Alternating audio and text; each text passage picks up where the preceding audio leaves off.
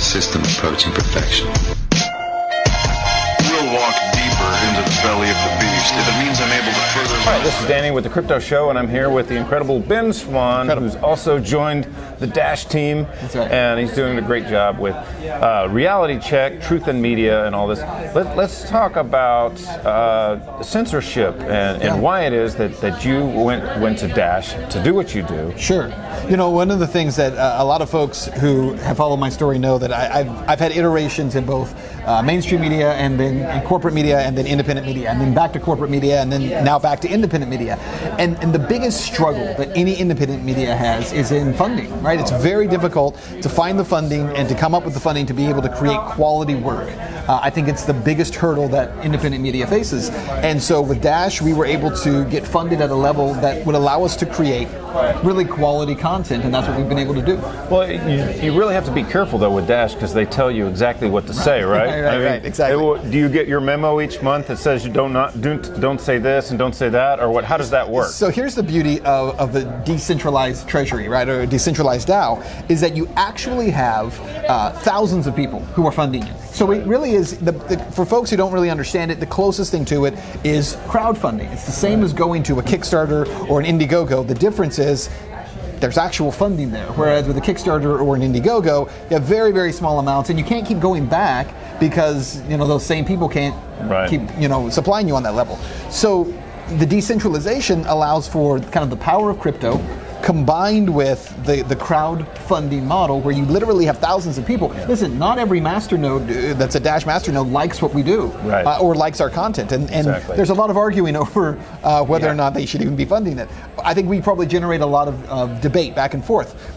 But that's the power of what we're doing, is that it doesn't conform to any one person's point of view or worldview. I think what's most interesting about the Dash DAO is, so you have basically a lead group, which is Dash Core Group. Right, that's right.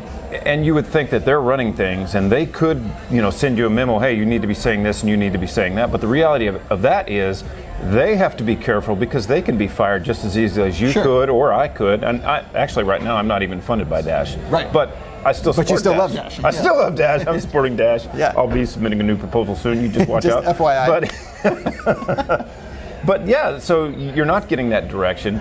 I was just at a conference in New York City, Consensus, and that was put on by CoinDesk, which is a reporting group that reports on all different kinds of cryptocurrencies. And they had it to where only their reporters could come in and report on it. And they were literally kicking people out who were free press, who were trying to report on that. So it's not just any cryptocurrency can do this. Right. But it is interesting that Dash and other cryptos, not even just Dash, but Dash set the groundwork for this model. That's right. And now there's 1,000 other copies of it. There are, and there are some other cryptos that are doing the same thing, and there are other media who have, first of all, come to Dash to get funded. I think probably almost a dozen now have submitted proposals, but they're also submitting them to these other treasuries as well for other cryptos. So listen, it's the new wave, it's the new frontier.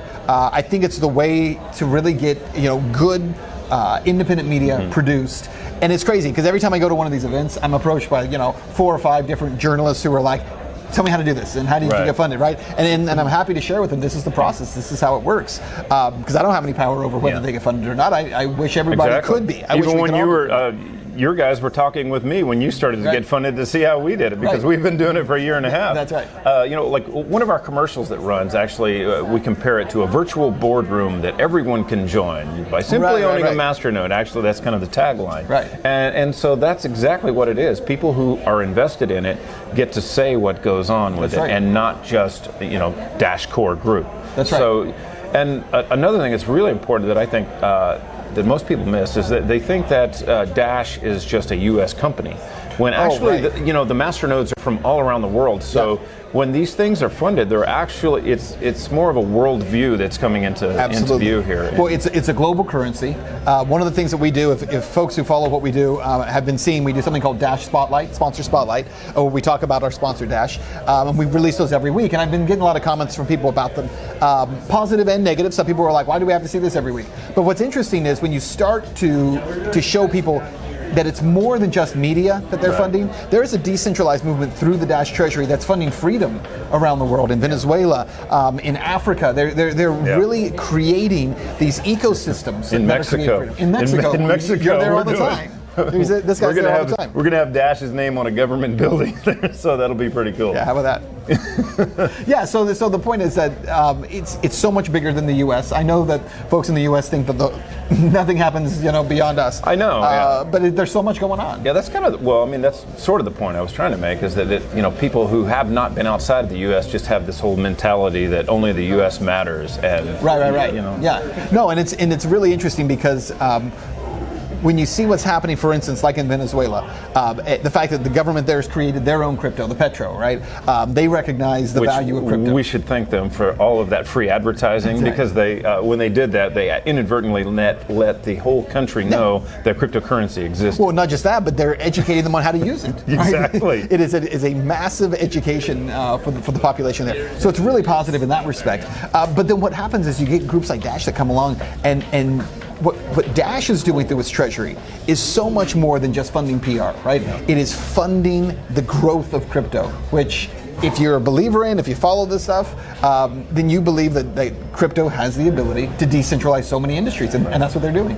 Well, what's the deal with your newest proposal? I mean, so we do have a new proposal that's just been released, and hoping to continue our funding with Dash, but it's a scaled down proposal, and part of that's in part because there's been contraction within the crypto market. Everybody knows that, right. And so we're just trying to do our part to say, hey, listen, it's not all about us.